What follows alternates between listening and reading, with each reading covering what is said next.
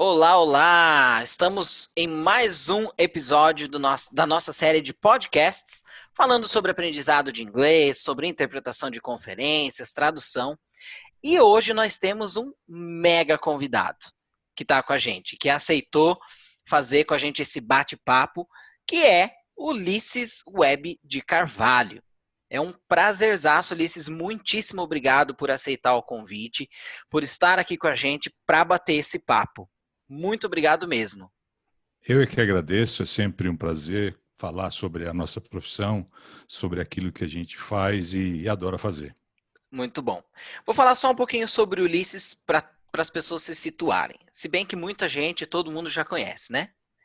Então, Ulisses de Carvalho é intérprete de conferência há 25 anos e tem mais de 2.500 dias de trabalho em cabine. Foi professor de interpretação de conferência da Associação Alumni, Unibero, do EPI Course, em São Paulo, e do Middlebury Institute of International Studies, em Monterey. Felipe, Yes. é EPIC Epic. Course. Ah, tá, Epic. EPIC. Que é tá. English Enhancement for Professional Interpreters, qualquer coisa assim. Tá. Aí criaram o nome EPIC Course. Epic Course. Então, É que não tem um outro C, né? Então eu acabei achando que era Course direto. Não, tranquilo. Mas beleza. E Você começa aí. é membro da Abrates e da PIC, associação da qual foi presidente de 2009 a 2011. Autor de 4 livros e responsável pelo blog educacional teclasap.com.br e pelo canal Tecla SAP com Ulisses Carvalho no YouTube. Sou fã, sigo os canais, né, do Tecla SAP. E a gente quer falar um pouquinho sobre a parte de interpretação e o ensino de idiomas, o aprendizado de idiomas, ali, tentar linkar um pouco essas duas profissões, tá bom? Perfeito. Então vou deixar a Clara começar aí. Tá, então seja bem-vindo ao nosso podcast. Obrigado. E para falar sobre interpretação, eu gostaria que você nos falasse um pouquinho sobre qual a importância de ser um intérprete, a importância da interpretação em si e o que é necessário para ser um intérprete, porque muitas pessoas acham que apenas ser fluente na língua você já consegue ser um intérprete. Então, gostaria que você nos explicasse um pouquinho essa questão sobre o trabalho profissional intérprete para se tornar um profissional desta área. Olha, a formação é fundamental. É uma ilusão muito grande de muita gente que basta conhecer 2 línguas para se tornar tradutor ou intérprete, o que é uma grande ilusão mesmo. Não basta ter 2 mãos para ser pianista. Uma analogia que se faz há muito tempo e é verdadeira. Não basta só ter esse conhecimento. É importante conhecer técnicas, exposição a diferentes tipos de terminologias. Você trabalha em contextos muito diferentes.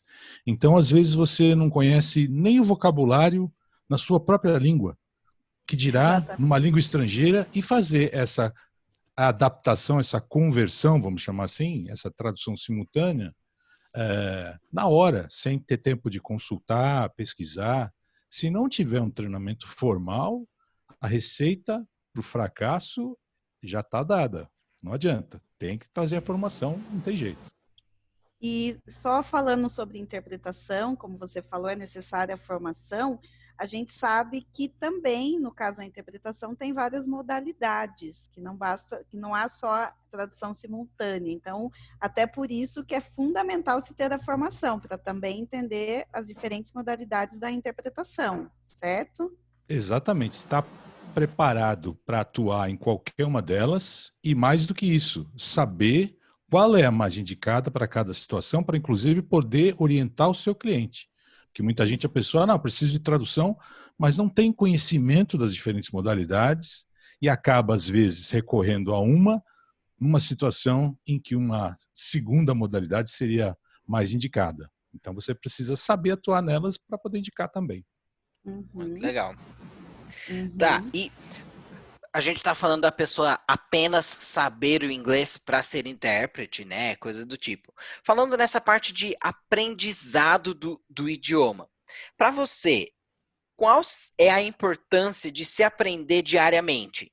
A gente tem vários canais, vários sites que podem ser usados, inclusive o Tecla SAP é um que traz muito vocabulário legal, muita coisa legal para a gente, né? Então, usar estes canais como meio de estudo. Para alguém que está iniciando agora, né, e quer ter esse idioma como fonte de trabalho, seja para interpretação, para dar aula, coisa do tipo. Qual é a importância para você de usar estes meios para aprendizado? Felipe, para a pessoa se desenvolver dentro do idioma, não há como não recorrer a todos os recursos disponíveis ao seu alcance e na maior quantidade de tempo possível. Sem isso, não se vai a lugar nenhum. É ilusão também achar que 2 aulinhas por semana, ali aquela hora e meia que você vai ficar em contato com um idioma estrangeiro, isso não vai te levar muito longe. É importante ter essa consciência logo de partida para quem está começando, que não acredite nessas histórias de milagres, de fluência, sabe, em 20 vezes mais rápido, em coisa de semanas, meses. 3 Isso tudo meses, né? Que a gente isso é um marketing, né? É um marketing assim, exagerado, que, claro, o cara está vendendo um produto, ele vai falar das qualidades lá, dos benefícios do produto, é natural. A gente só não pode acreditar em tudo, né? Porque eu faço, às vezes, umas comparações assim. Você já viu algum comercial de sabão que deixa a roupa mais ou menos branca? Não, É. Então, aquela pasta de dente que acaba com quase todas as cáries? Não vai não, ter. é verdade. É sempre top, mega, blaster, mas É. você põe um pé atrás e fala, peraí, não deve ser tanto assim. É legal, mas não é essa maravilha. Então, saiba que você vai ter que ralar bastante e é um projeto de longo prazo. Esqueça essa história aí, não é pedir pizza, entendeu? Que você ligou ali, meia hora está resolvida a história. É até complicado porque as pessoas vendem, né, esses milagres. 3 meses, 2 semanas, não sei quantas horas. Gente, cada pessoa aprende de uma maneira diferente, num tempo diferente. Não tem como você prometer um tempo para todo mundo. Isso né, é charlatanismo, vamos dizer assim. Cara, você vê comercial de carro, porta-mala dá a impressão que se cabe uma mudança inteira no porta-mala. Não é bem assim. E outra coisa que eu falo sempre, você já viu algum comercial de carro que tenha trânsito? É sempre aquela ponte vazia, aquela rua que não tem ninguém, sabe? Aquele prédio bonito assim, o cara andando, sabe? Então, Tranquilo, né? Um pouquinho de realismo não faz mal a ninguém. Seria bom. E até porque o aprendizado é contínuo, né? É uma coisa que mesmo, às vezes as pessoas acham que, vou fazer 1 ano, 2 anos, vou morar fora e pronto, basta para eu, assim, pode até ser que seja suficiente para você se virar. Mas o aprendizado é contínuo, como até na nossa língua, né? É verdade, uma coisa que a gente sempre está aprendendo. Essa é a segunda parte, Clarissa, da notícia que é bom a gente dar devagarinho. Fala assim, não vai acabar nunca.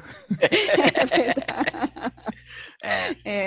Eu falo para as pessoas que me procuram querendo inglês, eu falo, gente, aprender um idioma é igual remédio de pressão. Você tem contínuo. que tomar para sempre. Mas quando que meu curso acaba, Felipe? Quando você falar para mim que você não precisa mais. Eu não vou me responsabilizar por isso. Né? Porque daí sai falando, o professor é ruim, a escola é ruim, me prometeu e eu não tô falando. Só que tem aquele negócio do 80-20, né? É 80% o aluno, 20% o professor, 20% o estudo. Então muitas vezes a pessoa vem com essa ilusão de, mas a escola tal me ofereceu. Vá lá na escola tal. Eu não vou cobrir oferta nenhuma, né? A minha oferta é essa. Vai lá na escola tal com sabão em pó, com pasta de dente. Fala, olha. É isso mesmo. É isso aí. Lises, então falando sobre tecla SAP, você já deve ter contado isso muitas vezes, mas gostaria que você compartilhasse novamente como surgiu a ideia da tecla SAP e aí fazendo um link a isso, Qual foi uma situação muito inusitada, então gostaria que você respondesse aí ambas as perguntas, na interpretação, em toda, não só na interpretação, mas em toda aí sua trajetória profissional, o que realmente foi inusitado que te fez levar a tudo que você faz, enfim, se você puder responder sobre a tecla SAP e depois sobre algo inusitado.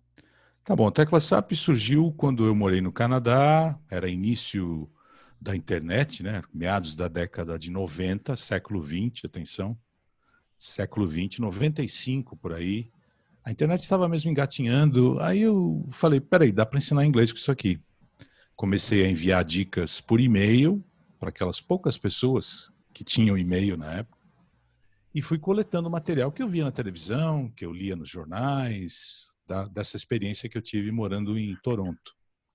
E foi aí que surgiu, quando eu Você já voltei. era intérprete, né? Já era intérprete, Eu fui para o Canadá, eu era casado com uma pesquisadora, ela foi fazer lá uma parte do doutorado, eu fui junto e interrompi a carreira aqui no Brasil.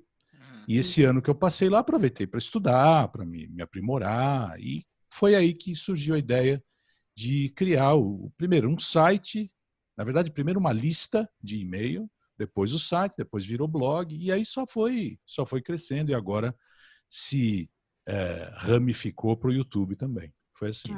Que legal. Agora, história inusitada em cabine, tem um monte, né, Clarissa? Tem, assim, daquelas mais amenas, mais brandas, vamos dizer assim, que não causam nenhum tipo de transtorno, até bobagem que você fala, assim, sem querer, ou se confunde, um ato falho, sai uma palavra meio torta, a plateia dá risada, sabe? Esse tipo de coisa acontece com as melhores famílias, né? Acontece com colegas, aconteceram já situações assim comigo.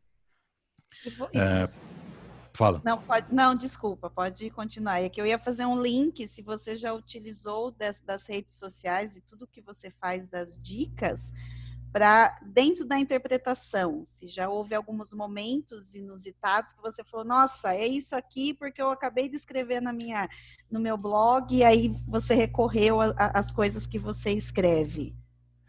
Já aconteceu de estar na cabine e lembrar, por exemplo, o palestrante usa uma palavra e na hora eu falei assim, tá no meu livro. É uma palavra que eu coloquei no meu livro. E na hora não lembrava. Aí falava assim, mas eu escrevi, tá no meu livro. Não lembrava.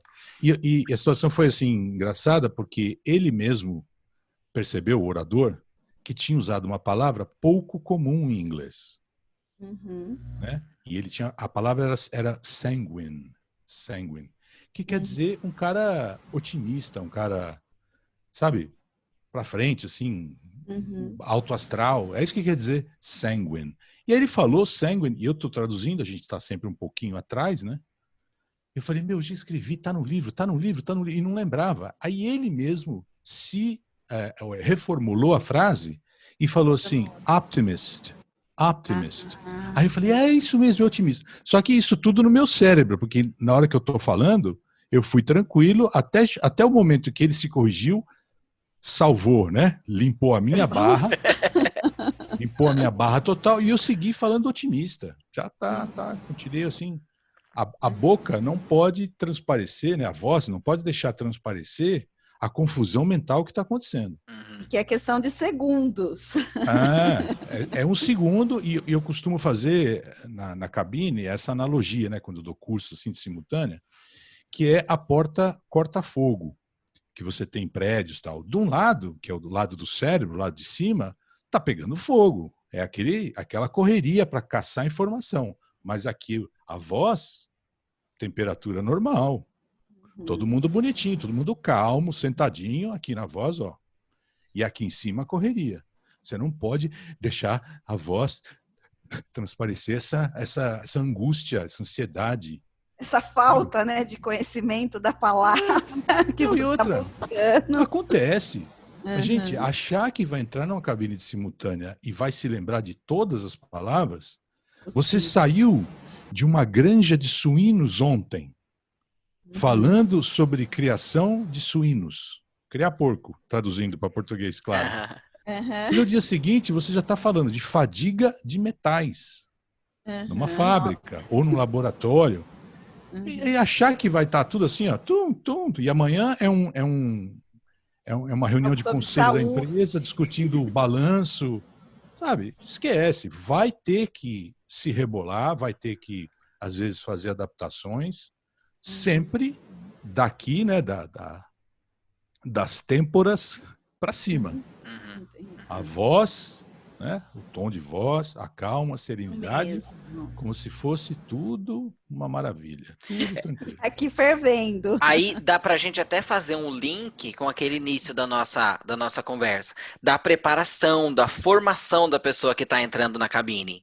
Né? Porque muita gente acha, morei 20 anos nos Estados Unidos, vou entrar numa cabine e vou fazer. Não, pera um pouco, você tem as técnicas que você tem que aplicar, você tem que saber se preparar para entrar naquela cabine, né? Porque não é só entrar e falar, porque vai ter termo técnico, e daí? E na hora H, o que você faz? Você sai da cabine correndo? Né? Então, a formação, ela é muito importante por aí. Eu falo isso por experiência própria, né? Porque achava lindo ver uma pessoa traduzindo, interpretando, maravilhoso, só que não tinha ideia do que era realmente estar dentro de uma cabine. Fui para a faculdade, daí bate aquela crise de existência, né? Fala, eu não sei nada. Por quê? Você vai traduzir. Nós fizemos na faculdade, né, nos nossos treinos. Um dia a gente estava fazendo o Bernardinho do vôlei. No outro dia a gente estava fazendo Papa. Espera aí um pouco. Então, né? E a preparação? Daí tem toda a parte da preparação que os professores trazem. Né? Então, a formação ela é extremamente importante não só para essa, mas para qualquer outra profissão. Né? E a parte do aprendizado do idioma, em canais, em coisas assim, muitas vezes eu acredito que te ajuda. Ali na hora, fala, putz, eu vi isso ontem, ou eu vi isso há pouco tempo, né? As duas coisas não se separam. A preparação é contínua. Sim. Essa preparação que a gente chama de genérica. Porque você tem, em várias áreas de atuação, você tem aquele vocabulário que é básico. Né? Se você vai, por exemplo, entra numa fábrica de biscoito ou numa fábrica de automóvel, vai ter caldeira. Sabe? Vai ter departamento de manutenção. Ou se você pega um balanço de uma empresa de cosméticos ou de uma construtora, vai ter ali ativo fixo. Vai ter fluxo de caixa. Ou seja, tem um vocabulário que é genérico e vai aparecer sempre. Esse aí tem que estar prontíssimo, na ponta da língua sempre. Agora, se você vai trabalhar na construtora, aí você tem todo um conjunto lá, que, fachada, sabe, o pórtico, não vai ter num evento sobre cosméticos, provavelmente. Essa é uma preparação que você faz antes, aqueles poucos dias ali que você tem antes do evento, que é a mais específica. Agora, achar que vai, por exemplo, numa cabine, traduzir 2, 3 segundos para trás. Na cabine, assim, você está fritando peixe e olhando o gato ao mesmo tempo. Ou seja, você está ouvindo o orador, 2, 3 e 2, 3 segundos para trás, você está contando aquela história num outro idioma, terminando de traduzir uma frase e já prestando atenção no próximo assunto que ele já começou a falar. Achar que vai fazer isso sem treinamento, impossível. É loucura. Você pode até ter gente, eu conheci pessoas que têm uma habilidade assim natural, pega e já sai fazendo tal, mas achar que pode dispensar a formação é loucura. É loucura. O que pode às vezes acontecer, que eu conheci uma pessoa que era assim, até hoje ele é um intérprete bem renomado, e ele tinha muita habilidade, ele é estilo Amel, porque ele também nasceu nos Estados Unidos, veio para cá, enfim, ele tinha uma habilidade, ele tinha uma facilidade, mas ele teve que, até ele estudou comigo para poder conhecer as práticas, conhecer realmente a teoria desse trabalho, para poder se aprimorar até melhor, porque ele tinha a competência de fazer, de interpretar, mas faltavam as técnicas, que eu acho Claro. que E quando você aprende uma técnica, aprende uma estratégia para lidar com problemas, você sofre menos. Você já sabe o que vai fazer. Sem Sabe? Então, a dúvida.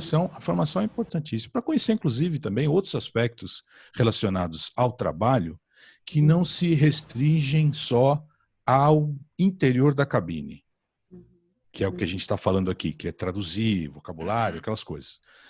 A postura profissional, como você se relacionar com clientes, com colegas, somos concorrentes e colegas ao mesmo tempo, o tempo todo.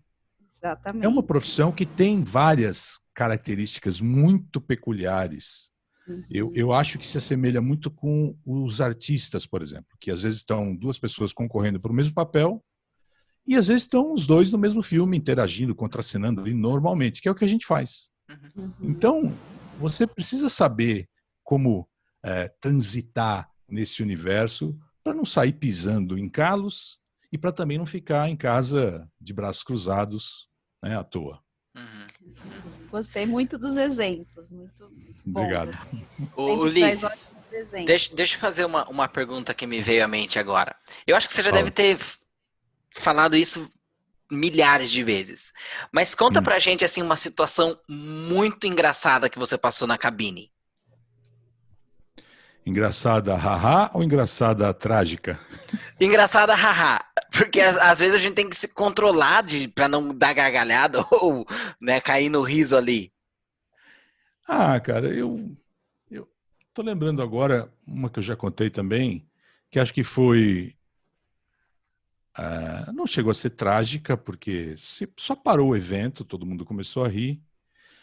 Eu estava num evento sobre tecnologia, uma palestrante canadense falando muito rápido, e ela falou uma frase assim, tecnicamente simples de traduzir. Ela falou: "Every jigsaw puzzle I make. Every jigsaw puzzle I make." Todo quebra-cabeça que eu faço. E eu, assim, na correria ali na pressa, falei, em vez de falar todo quebra-cabeça que eu faço, eu falei todo quebra-cabaço. Eu não sei se eu podia falar isso aqui no podcast. Pode, não tem problema. Pode, não tem problema. Mas já falei. E aí o que aconteceu? Quem estava de fone na plateia, era um auditório assim, devia ter umas 70, 80 pessoas, uma boa parte de fone, e começou a rir assim, descontroladamente. A outra metade sem fone não entendeu, inclusive a própria oradora, que falou assim: o que aconteceu? Parou, né? Parou o evento. E aí foi um momento constrangedor, no coffee break vieram conversar comigo, sabe? Todo mundo rindo, virei o assunto do evento. Agora, o que é isso aí? Isso é um ato falho, acontece, um tropeço, uma situação constrangedora, mas não morreu ninguém, o evento continuou, eu precisei continuar traduzindo com uma atenção ainda mais redobrada, né? Atenção total, porque se eu tropeçasse de novo, aí a coisa poderia ficar chata de verdade.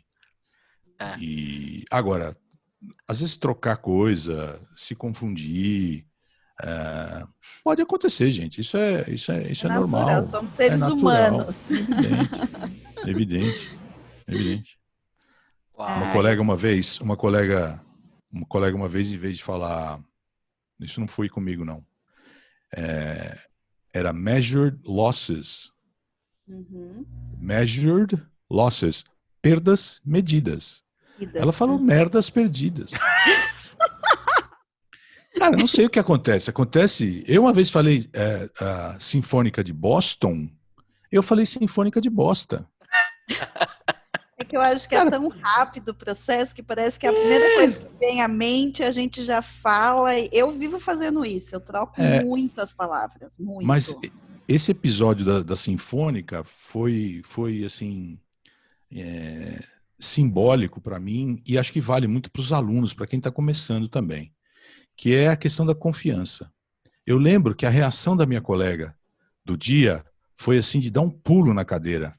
Ela deu mesmo um pulo, assim, ela olhou para mim assim, apavorada, e eu senti que tinha falado bobagem, deu aquele gelo, né, aquela sensação assim de que, nossa, mas eu não perdi a calma. Eu não perdi assim o rebolado. Continuei falando. Porque o orador estava dando exemplo das dificuldades financeiras que várias sinfônicas do mundo enfrentavam. Nova York, Berlim, Londres, não sei o que, Boston. E eu continuei falando, sabe? Não me abalei. E aí o que acontece? Eu acho que na cabeça de quem estava me ouvindo, o cara deve ter pensado assim, eu ouvi errado. Porque eu continuei. Se eu tivesse desligado o microfone, e se eu tivesse feito assim, ih, caralho, falei merda. É muito pior, seria muito pior. Então, quando você tropeçar, e na simultânea, uma frase que eu falo sempre é a seguinte: ao intérprete não lhe é dado o direito de hesitar. Você não pode ter dúvida. Você tem dúvida aqui na cabeça. O cara falou 16 ou falou 60? Que em inglês é parecidinho, né? Na hora você agarra um, velho, e se atira. E vai com tudo. Sabe? Porque não adianta. Se você hesitou, até quando você acerta, você erra. Não é? É verdade. Esse exemplo da Sinfônica de Boston, eu falei Sinfônica de Boston e segui em frente. Berlim, Nova York, Londres. E vambora. Depois dá desculpa da pronúncia, do sotaque. Fala, não, foi meu sotaque. Cara, acontece, isso acontece. Não tem muito como evitar. Legal. Ai, Ulisses, muito bom conversar com você. Se pudéssemos, ficaríamos horas aqui trocando ideias, realmente. Eu sou sua fã, assisto, né, assino o seu blog há anos. Sigo você, a Karina Fragoso, que também sou fã dela. Também sou. English in Brazil, tem por sinal, um vídeo de vocês bem bacana, da Mel, então são pessoas realmente renomadas que eu gosto muito, e são pessoas que eu sigo e estudo com vocês, então queria aqui agradecer por você poder participar conosco desse podcast. Felipe e eu somos novos, mas estamos aí também tentando mostrar um pouquinho para as pessoas do conhecimento que temos. Então, agradecer e finalizar aqui o nosso podcast com o Felipe, da OK Idiomas, Ulisses, da Tecla SAP, e pedir, né, que vocês assinem o nosso canal, não deixem de assistir. Eu nunca sei se é assinar, se é assistir, se é curtir, o que é, eu sempre digo isso, mas enfim, que tanto assinem nosso canal, nos assistam, e também o do Ulisses, da Tecla SAP. Então, muito obrigada mais uma vez, e finalizamos aqui esse assunto tão interessante sobre interpretação, ensino de línguas e tudo que envolve realmente o idioma. E obrigada.